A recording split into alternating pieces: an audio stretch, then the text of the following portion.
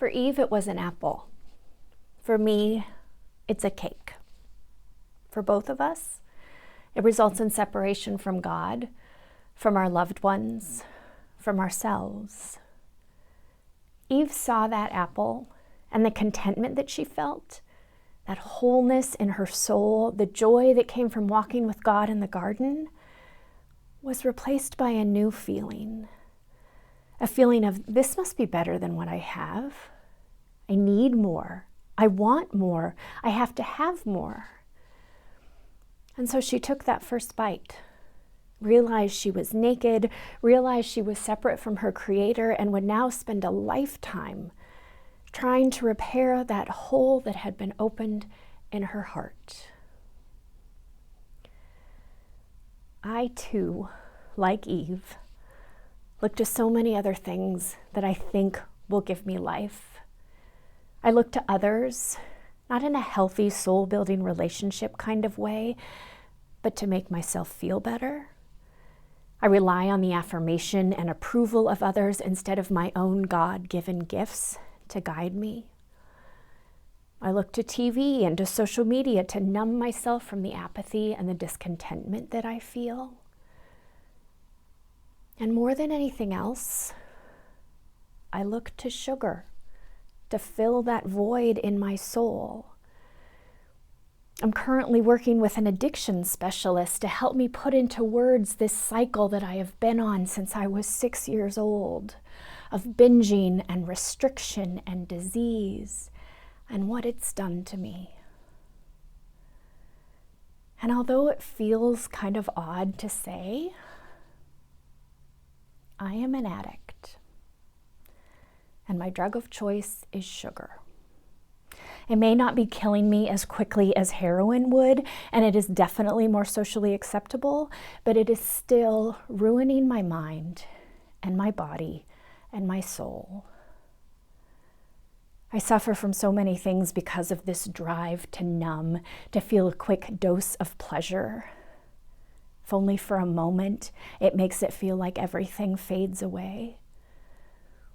Like an addict, I constantly think about when I will get my next fix. I ignore my family and friends to sneak away and to devour whatever made it into my cart that day. It's harming me physically. Obesity, rheumatoid arthritis, depression. Mentally, I don't think as clearly as I used to. I have a terrible memory. And spiritually, I'm seeking something other than God to make me feel better.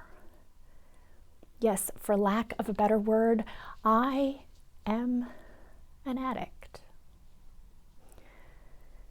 It was just recently that this became clear to me. I was installed a couple Sundays ago as the new pastor of a Perfect for Me congregation. The service was beautiful and life-affirming and joyful, and it ended with me knowing this is exactly where I belong. And then I was given a cake. My food drug of choice is frosting. And instantly my focus drifted from the joys of the surface to that cake that was sitting in the back of my car. Not wanting to hurt anyone's feelings, I drove the hour home with the call of sirens coming from the back seat. And again, like an addict, the neurons in my brain were firing, the longing for that dopamine hit was palpable, and the desire for bliss was overwhelming. When I got home, I took it out of the box, and I smelled it, and I touched it, and I looked at it in ways that no one should ever look at a cake. And then I threw it away because I am an addict, and one bite would have sent me into a binge that went on for weeks. One bite would have fired up those brain connections that I needed more. One is too many, 1,000 is never enough. Part of me was proud of myself, but most of me felt guilty. That cake was given to me with such love. The problem, however, is that to me, it's more than a cake. It's an entrance into a world that crushes my spirit and harms my body. It's a gateway that sends me on a path towards other expressions of addiction. It's a step towards something other than God to give me life. Now, I struggle with the fact that this may sound absolutely ridiculous to some. How in the world is sugar an addiction? But the truth will set you free, right? Right? And this is my truth. I am an addict. And just as one wouldn't advise an alcoholic to take just one drink, I am never to have that one bite. I know that life will be different from here on out. I know that I'll be viewed as odd by others, that my family might not understand, that I might relapse and have to learn this way all over again. But I also know that I won't be constantly numbing my soul and polluting my body.